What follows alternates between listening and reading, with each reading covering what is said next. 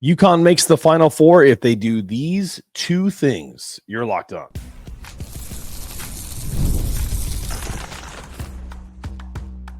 You are Locked On UConn, your daily podcast on the UConn Huskies, part of the Locked On Podcast Network, your team every day. Thanks for making Locked On UConn your first listen every day. We are free and available wherever you get your podcasts and on YouTube, part of the Locked On Podcast Network, your team every day. Before we dive into today's show, wanted to take a moment to say how thankful we are for all of you. We appreciate your support. We're proud to say we're the only daily podcast covering the UConn men's and women's basketball programs, the hoops capital of the world, and we're thrilled to bring you the coverage you deserve. On today's program, we bring in sports reporter and host from SNY TV and a UConn women's basketball sideline reporter, Chelsea Sherrod. All right, welcome to the program, Chelsea. The cold open asks a question. What are the two things that UConn has to do to make it to the Final Four? I would say that the two things that UConn has to do first, I think that they have to score from outside. I think in that South Carolina win, we saw that they were able to do that on a high level. They hit 13 threes. Azzi Fudd had 6 of them. So I do also think that Azzi is going to be a huge determining factor in them being able to do that, obviously, because she can score at will, so to speak. I mean, if you look at her shot, it almost seems so automatic, especially at this point in her career. So I think if they're able to shoot the ball from outside, that will help them. Secondarily, I mean, I'm kind of in between their post play and their defense. I kind of want to go with post play only because I think that their defense, at least for the past couple months of the season, has kind of been their bread and butter. And so I think that they feel like they're in a really good place with that. So as far as post play is concerned, that's kind of been a challenge for them this season.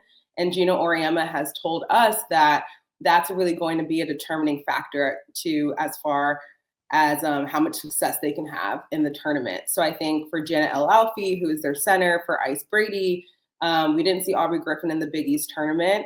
So I think that she'll be able to help them out a lot in the national tournament. It's going to be huge for them to be able to box inside with some of the bigs like Lauren Betts from like UCLA, who they could see in the Final Four, but other bigs around the country. So shooting from the outside and their post play. All right, fair enough. I like it. This team has a mixture of experience and some really great freshmen, obviously with Sarah Strong being one of the best players in the country. How important is it to have that experience in March? Oh, I think it's huge. And I think that is the biggest differentiator between UConn and some of the number one seeds in the tournament is the fact that they do have that experience. And it's funny because that experience comes from about like 3 or 4 people, Gino Auriemma being the main one. They're going to potentially reach their 24th Final Four, which no other team has done. But I think as far as, even though Paige Bueckers is chasing her first national title, she's been in the Final Four multiple times. So she knows what it's like to play on the biggest stage. She understands what stamina you have to have throughout the national tournament to get through different teams, to get through different defenses that you're facing, the roller coaster ride of games. We all know that basketball is a game of runs. So to be able to get through that, I think would be huge for them. And I think for her teammates will tell us that she's a great leader and that she's able to vocally lead them in big games. And so I think that experience, even though they have a lot of freshmen, they have a lot of sophomores, and Azzi Fudd, I mean, we all know that she hasn't played in a national tournament in over 700 days, but she has been with the team during those times. So I think that experience can help them immensely compared to some of the other top schools in the tournament. I've asked every guest as we ramp up, because we're still a few days away from the actual games, and this won't come out till tomorrow morning. So my question to you is, there were 2 different reactions to UConn seeding. There was the Gino Auriemma reaction of, oh, I think it's great. And then there was the Rebecca Lobo, who was a little more like frustrated that UConn was on the same side as USC, maybe more so for the USC people. But in terms of how they were seated, where they were seated, what's your take on that? Yeah, I mean, I think I can understand both sides. I mean, Gino Auriemma, he can be, he says what he likes to say, but he can also be super politically correct. He's been around for so long, so he knows what it takes. You have to get through whoever you have to get through to win a national title. I think that they were expecting to be a 2 seed, especially given their record in some of those big games that they played this season. So I don't necessarily think that being number 2 was super surprising for anyone. I do think that people probably would have been more surprised if they were a 1 seed, quite frankly. I do think that, number 1, sending them back to the West Coast for the 3rd year in a row is very interesting. I think there are a lot of thoughts on that. And I mean, I think the fact that they could see USC in the Elite 8 again is, we call it, what we were talking about the other day, and I called it boring. It just does seem boring because these are, Juju Watkins and Paige Bueckers are 2 of the biggest, if not the 2 biggest stars in women's college basketball. And we're going to see them way earlier than I think people expected us to see them. And so, I mean, I know for Coach Gottlieb at USC, I don't think she's necessarily happy that she would have to see UConn before Final Four or anything. I don't know if fans are necessarily happy about it either. So maybe that's kind of where some of the frustration comes in. And I think too, if I'm not mistaken, there's like 3 or 4 schools that if they do meet in the Final Four, it would be like the 3rd or 4th time that they've like played each other this year, which isn't super exciting.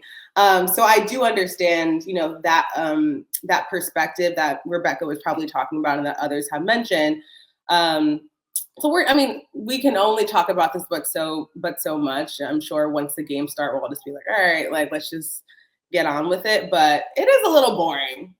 Yeah, no, I'm with you. I feel like it because we're at such an inflection point of where the women's game is and where it should be going, that sometimes, I just hate, and I'll echo Rebecca here in saying, I hate the fact that one of Paige Bueckers and Azzi Fudd, you can put that in there, and Sarah Strong and Juju Watkins is just not going to be in the Final Four this year. Like, no matter what happens.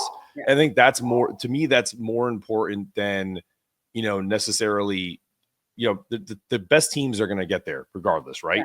But the frustrating part is those 2 in particular, and why, and having that happen again. Yeah. And also I think too, because I think this year, and there's been a buildup over the past few years, but I think this year compared to any other year, the field is way more open than it's ever been. So we have an immense amount of talent across the different conferences. So why not mix it up and give a little bit more variety, because there are better schools, so to speak. It's not like back in the day where it's just the UConn and the Tennessee, or the UConn and the Notre Dame, and we know they're going to meet in the Final Four. We know they're going to meet in the national championship. There's like 6 to 8 teams that could potentially make a run to the Final Four. But we're going to get some of the same matchups that we've seen time and time again this season, and also going back to last year's national tournament. So yeah, I'm not opposed to that perspective and that opinion, but the committee is the committee, and they're going to make the decisions for us, I guess. That's true. All right, we're going to take a very quick break, and then we're going to come back. I'm going to touch on one more topic about the bracket, and then we're going to talk about beyond the stars. Which players does UConn have to have step up and do the little things for them to be a championship team this year? Coming up after the break. Ever check your bank account and think, where'd all that money go? Between dining out, online shopping, and entertainment, it's easy to lose track. That's where Monarch Money comes in, your personal CFO, giving you the full visibility and control over your finances. Monarch Money isn't just about another budgeting app. It's a complete financial command center. Track all of your accounts, investments, and spending all in one place, so you can just stop managing money and start building wealth. I started using Monarch and was shocked at how much I was spending on food delivery. Now I budget smarter and actually save more. Plus, no more juggling apps. Monarch keeps everything in one place. And if you manage finances with a partner, Monarch makes it easy and seamless, letting you track shared personal accounts, set goals, and stay on the same page without the stress. Take the control of your finances today. Use the code LOCKEDONCOLLEGE at monarchmoney.com for 50% off your first year. That's monarchmoney.com, code Locked On College for half off your first year.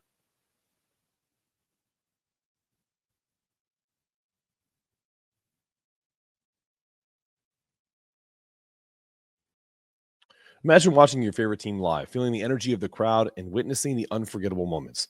There's nothing like experiencing a big game in person. Getting tickets shouldn't be stressful. That's where Game Time comes in, making it easier than ever to grab last-minute seats at unbeatable prices. Game Time picks curation makes it easier to find better value for tickets to sports, concerts, and comedy, theater, anything that you want. Easy ticket shopping. Just check the Game Time app, and there are some amazing deals. Obviously, if you guys are coming down to Raleigh for the UConn game, this is a huge matchup, obviously, NCAA tournament.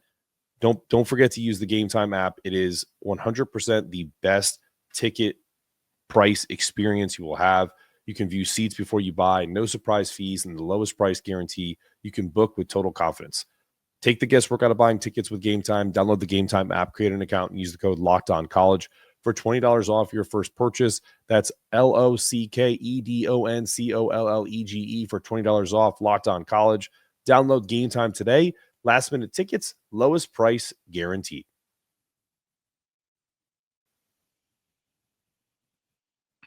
All right, we're here with Chelsea Sherrod of SNY. And fantastic for you to join us. Really appreciate you jumping on.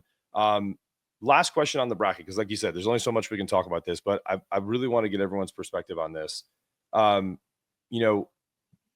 more so on the men's side, maybe, but the women's side, there's some issues with selection. And we had Ben Pickman on, and we were talking about it's not necessarily about maybe on the men's side, you're talking about who's in, who's out, maybe the 8-9 games, but it's more so that kind of hosting angle of like the 16 versus 17.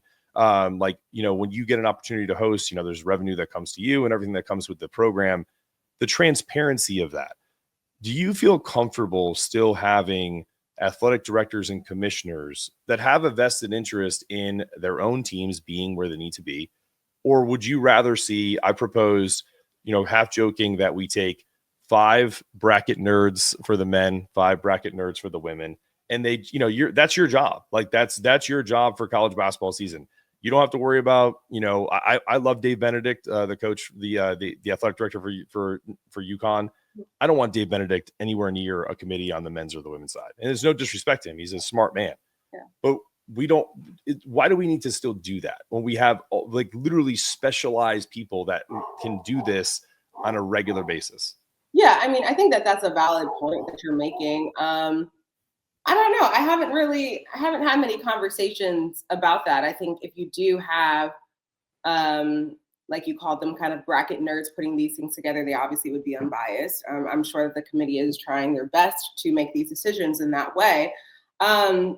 But honestly, Mark, I'm not 100% sure. I'm sure there's a lot of things that go into hosting sites and the 2 regionals that we're doing now that not a lot of people are happy about. And a lot of those things are obviously out of our control. And I'm sure they have like financial reasons and things like that. Sure. I don't. But maybe that is something that they will try to explore later on down the line. I would hope that it would be or continue to be. I know that this year there was a big conversation about Ole Miss not hosting, and maybe they should have had a better seating in order to host. And I'm sure there will probably be conversations about that throughout the remainder of the tournament. But you would hope that the best teams are getting the best seeds and are able to have home games for not even just for their fan bases and like things like that, but also because they earned it. And so if it does come down to putting together a quote unquote unbiased or quote unquote neutral committee to make sure that this is happening, then I think that the schools will benefit from that and they'll be happy about it. I also think the fans will be happy about it as well. So that's a great question though. Yeah, no, I just think I think it just bars, with all the technology we have, with all the ability to kind of lock in and I think there's something like 170 bracketologists that are active and that do a really good job.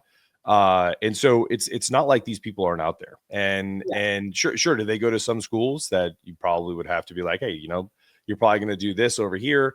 So there would still be some oversight. I'm sure that's something that commissioners and athletic directors could be a part of, but that shouldn't be them making those decisions, because even if they're the most well-intentioned people, like there is still a thought that fans have that is, that you want to be above reproach. That would be my only concern. That's all. Yeah, and I think that's a valid point you're making for sure. Okay. All right. Let's get back to the UConn angle of this. I love some of UConn's pieces that have gone from starters in last year's Final Four team to now kind of being bench pieces that have really kind of picked up the pace for them and really have given them depth that they haven't had in years.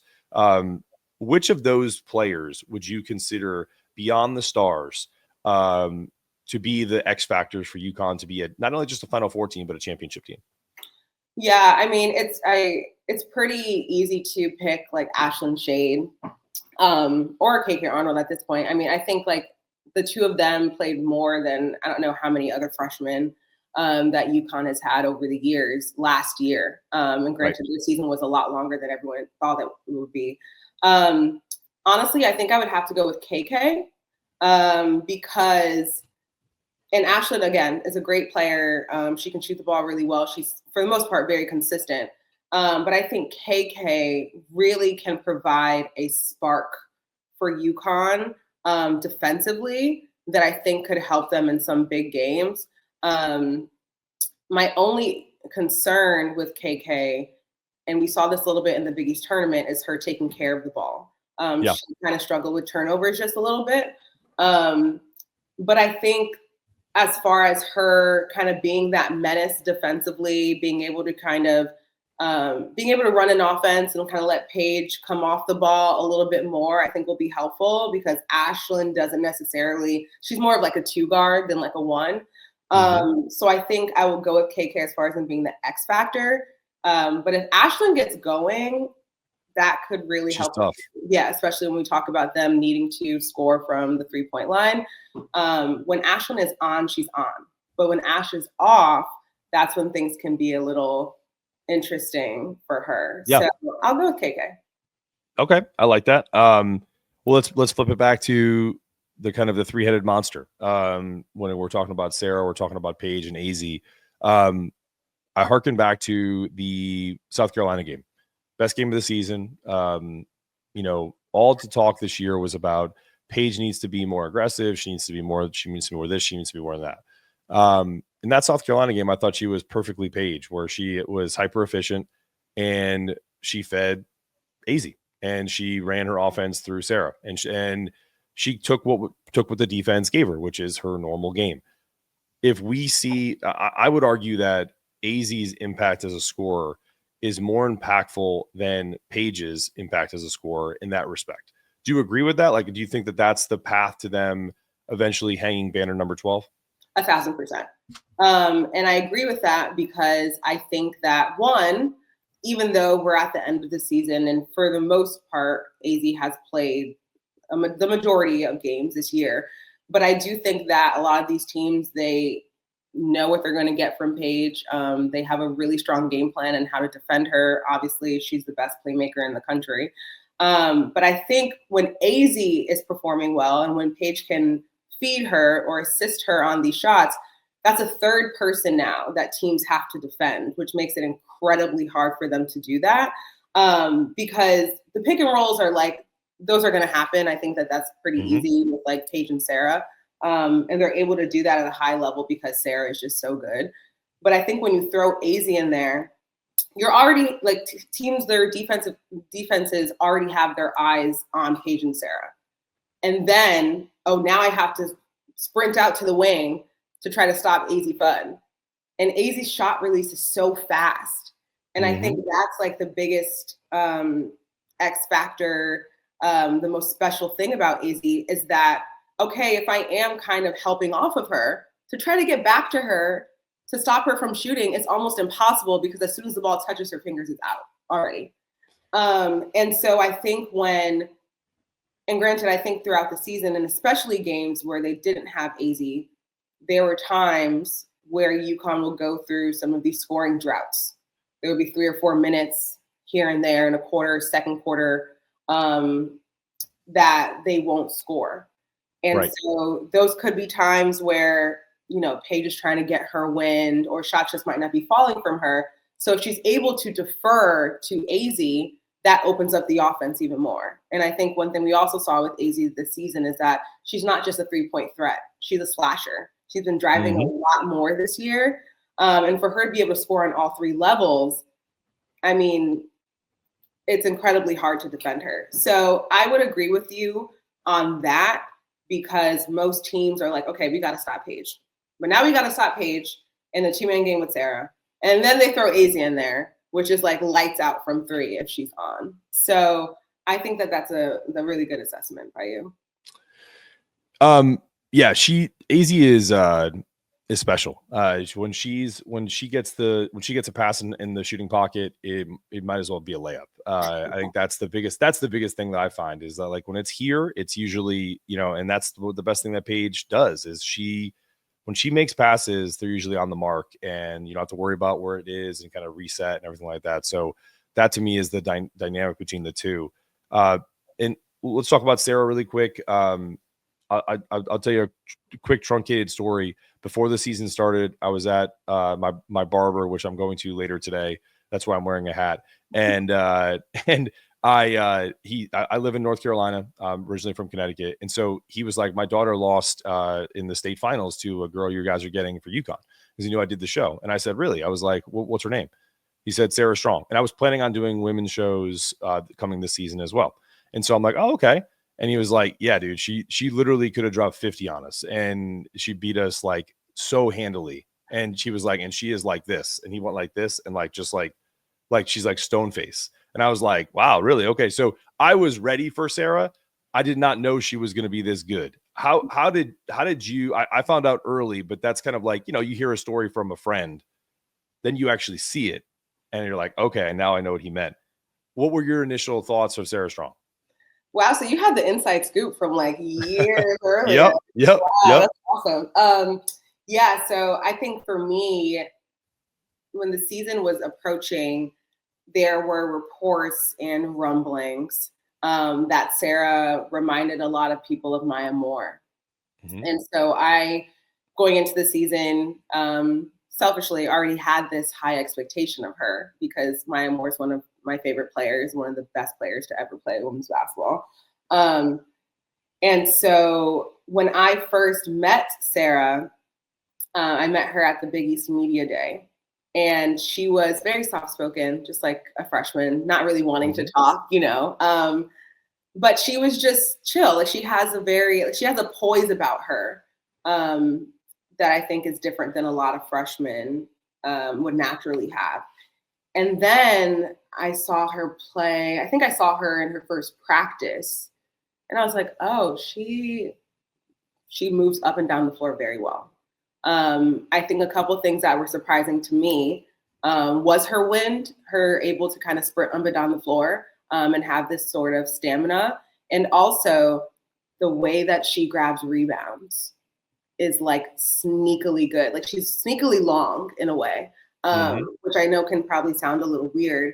But maybe it's her second jump that she has after she goes up for a layup. Like she's right there. But she has been so impressive this season. And I think she's so impressive probably because of that poise.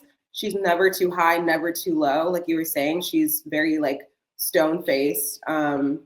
Gino, jokes around with us and tells us, I don't really get much from her. You know what I mean? Like he loves talking to her, but like he tells her to do something, she does it, and there it is. But I think she is super consistent. She obviously grew up in a basketball family, both of her parents playing basketball. So I'm sure that she learned a lot from them as far as their demeanor on the court, as far as building some sort of consistency. But she plays at such a high level that in some games this season, she was the best player on the floor. And that's with having Paige Bueckers and Azzi Fudd on your team, which is incredible for her to be able to play at that level. But she's amazing. And it's so funny. I was talking about this on our preview show yesterday, and I was saying, or 2 days ago, and I was saying after the Big East tournament, Sarah recorded a double-double in each of those games. She had multiple blocks and assists in her first conference tournament. And after the championship, I asked her to critique herself, and she was like, I feel like I did good. Oh, yeah. And like, that was it. And you don't get much. Yeah, you don't get much. But also, you see how high of a ceiling she believes she has and where her expectation for herself is. And I think to be able to have those qualities as a freshman is huge. I mean, those are the type of players that Gino recruits to go to UConn. So she's been super impressive. I'm really excited to see her in the national tournament. Yeah, I was there for the game tying for Gino in Greensboro when they played North Carolina. Yeah. And my favorite part about the press conference was, and this is no disrespect to the reporter that asked this question, but it was just funny. And it wasn't his fault. He said something to Sarah like, "Oh, you're from like an hour from here, Fuqua River Arena, which is like an hour and a half away. You must have came and watched the ACC tournament as a kid." And she went, "No, that was it. Like, that's it." I mean, why would you ask me that? Like, she just cracked me up. And yeah. Gino in that press conference in itself was beautiful because, to your point, like he likes to try to get something out of her, but he like looked over at her like, and then as the press conference was over for the kids, they're walking out and Gino goes, "Hey, Sarah, you sure you don't want to stay around and answer some more questions?" So yeah, that's the beauty of Gino, but their relationship is really, really, funny in that respect. But yeah, I mean, it was really interesting to kind of see her. She's all business, man. Like and that's what I was like, even after the game, I was like, wow, because she had a good game against Greensboro, but she wasn't like dominant. Yeah. It was more Paige's game. Yeah. But yeah, I was super impressed more so about her handling the media in a very kind of matter-of-fact way for a freshman. Yeah. And I think also it kind of just shows too. And one thing that I appreciate about her is that she's just herself. Yeah. And this is just what you're going to get from her. And I asked her too, I was like, how big is your personality when we're not talking to you, like with your teammates and stuff? And she's like, I feel like I'm really funny and I try to crack jokes and have fun with them. And I think throughout the season, we saw that evolve more publicly, but she said that her personality more so comes out on the floor. And we've been seeing that in the way that she's been playing. And even though she's not a flashy, emotional player, like sometimes we'll see Paige hype up the crowd or like whatever. Mm-hmm. Sarah's not going to do that, but she will give you 20 and 10 or 20 and 13. And that's the way of being like, I'm here. This is my presence. And if you can give that night in and night out, I mean, she's legit. Yeah. All right. We're going to take a quick break. And when we come back, we're going to talk about SNY's legacy and the future coverage of women's basketball here with Chelsea Sherrod after the break.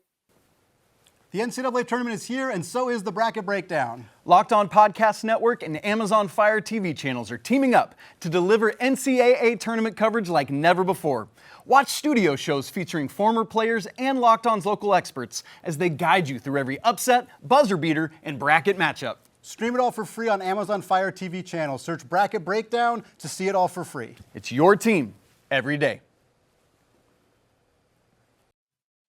Daylight savings snuck up on us again, huh? And if you're feeling that lost sleep, 5-Hour Energy has your back. The extra sunshine means more time for fun, but sometimes you need a little boost to power through. Whether you're staying up late watching the NCAA tournament, squeezing in a round of golf after work, or just trying to keep up your busy schedule, 5-Hour Energy gives you that quick, refreshing pick-me-up whenever you need it. I've been staying up late watching all these tournament actions, getting ready for these games, and it keeps me active. My 5-Hour Energy keeps me awake and ready to go, especially even for the next day. And it's whether I'm at a game or traveling, 5-Hour Energy is easy to grab and keeps me refreshed. Head to 5hourenergy.com to find over 15 flavors to choose from, including watermelon, blue raspberry, peach mango. You can even build your own 12-pack or 24-pack and have it delivered right to your door. Need one now? Grab a 5-Hour Energy shot at your local grocery or convenience store. They're everywhere. Stock up today. Stay energized.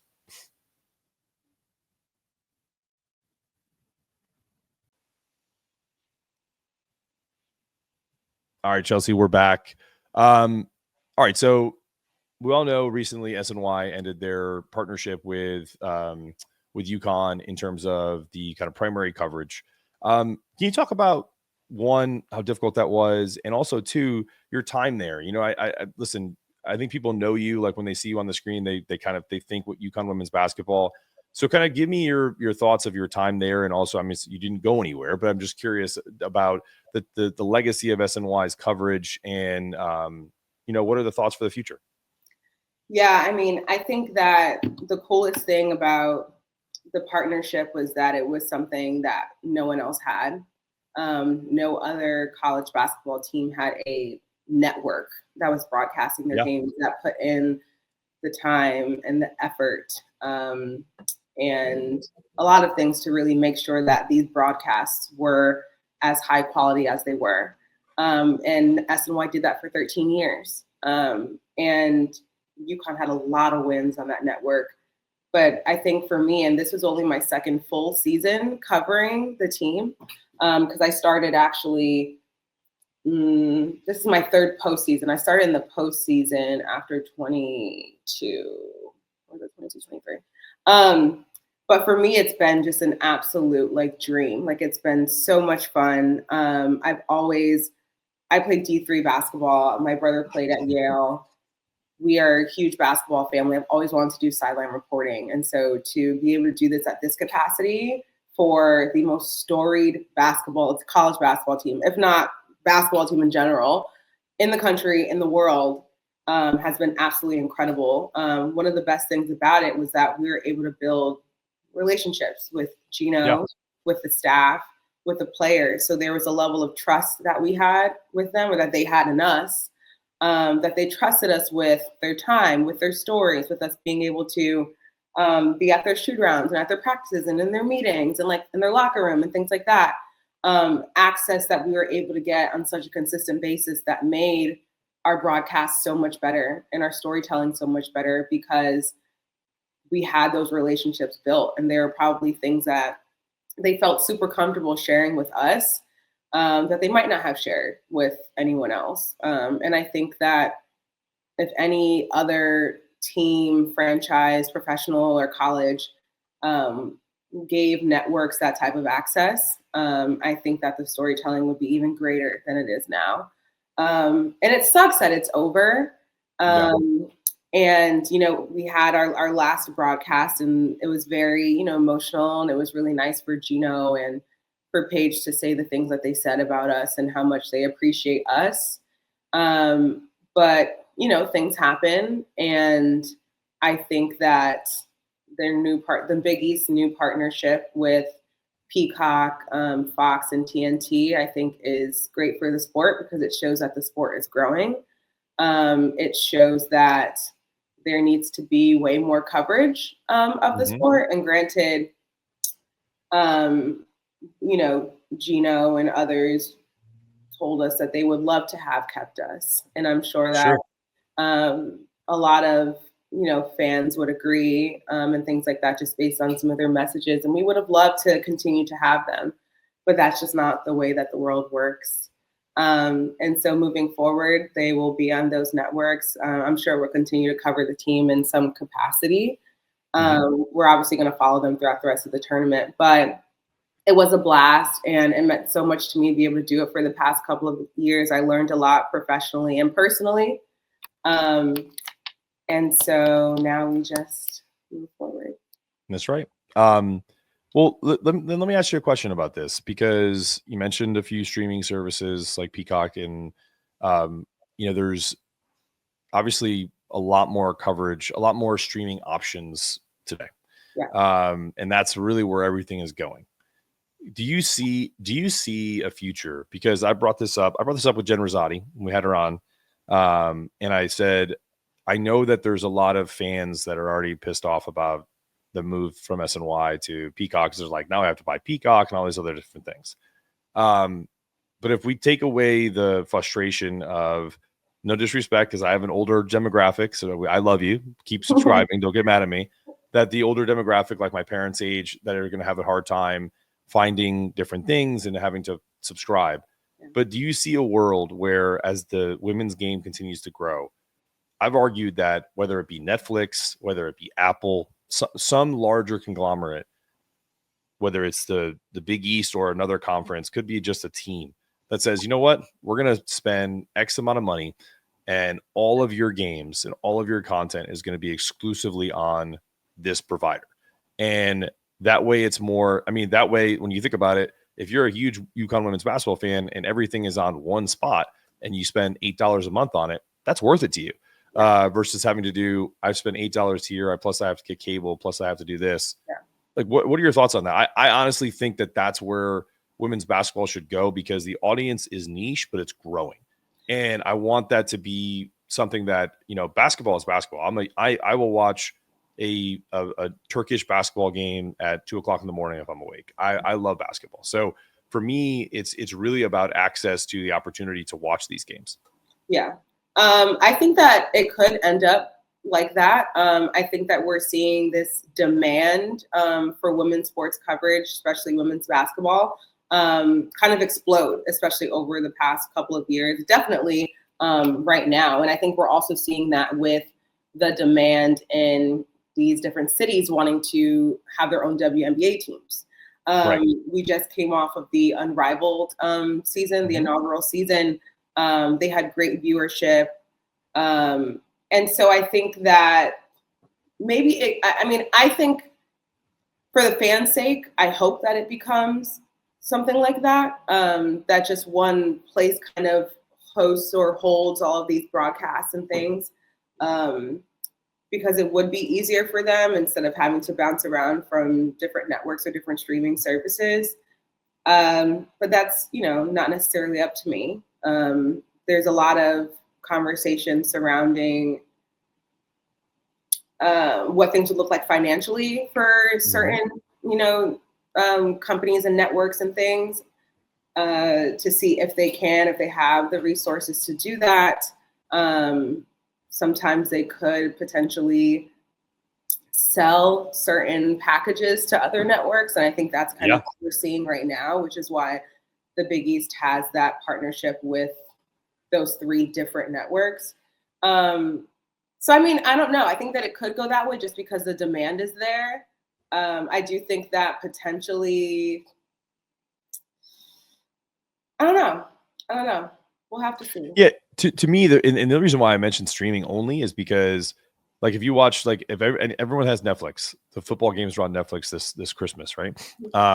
You still get a broadcast. It's not, you don't get, it's not pay-per-view. Like, you're still spending $20 a month on Netflix. Right. So you're watching the football game and they're getting advertisers on there too. So to me, if we're talking just the women's game, where it's like, okay, I know Peacock is out there. So let's just take Peacock, for example. If all the games are on Peacock, you not only get to pay for rights for advertising dollars on Peacock, but then Peacock gets to double dip and get advertisers on there as well. And then they can target demographic to different regions because they're streaming and they have all of your IP addresses. So, like, to me, that's where it should go, because that puts more money in the pockets eventually of the players, if we're talking about WNBA and professional leagues like Unrivaled. Yeah. And so I think that would be a conversation for the huge network who is pretty much delegating how many games go where. Because technically, I think in that specific deal, or in deals past, there's been like the mother network who has this, and they're like, okay, you're going to take some here, you'll take 8 games, you'll take 10 games. And so it'd be up to that mother network to be like, okay, maybe we just want to hold all the games. Or maybe we want to sell all of this to a Netflix or Apple TV. And like you said, where the industry is going, streaming is king right now. And I think we'll see how this next partnership goes with the Big East, and kind of see, how fans react to it, and how beneficial it is for everyone. And then they'll make those decisions, and we'll see. For sure. I'm sure having one home for something would be nice. Absolutely. Well, listen, Chelsea, really appreciate you jumping on and talking some bracket breakdown, UConn hoops, and all in between. We're definitely going to miss you on not seeing you on in UConn coverage. Anything else you'd like to plug, where people can find you and things like that? And then we'll get you out of here. Yeah. Thank you so much for having me, Mark. I really appreciate it too. But yeah, continue to follow our SNY digital social media pages. especially UConn on SNY and then SNY TV for all of our coverage of the tournament throughout the rest of the tournament. And then moving forward, we'll still continue to cover the team. And then you can find me on Twitter, Instagram, Chelsea Sherrod. I usually post or repost the interviews that we do with the players and with coach after games and pregame and things like that. So yeah, just looking forward to a really good tournament. Hopefully it's great and it's a long one for us. So thank you. I appreciate it. Well, I'll be rooting for you as always. And this is another episode of Locked On UConn for Chelsea Sherrod. This is Mark Zanetto saying stay locked in, stay connected. And if you're going to get it done, make sure you do it in a way that it can't be done any better. Go Huskies.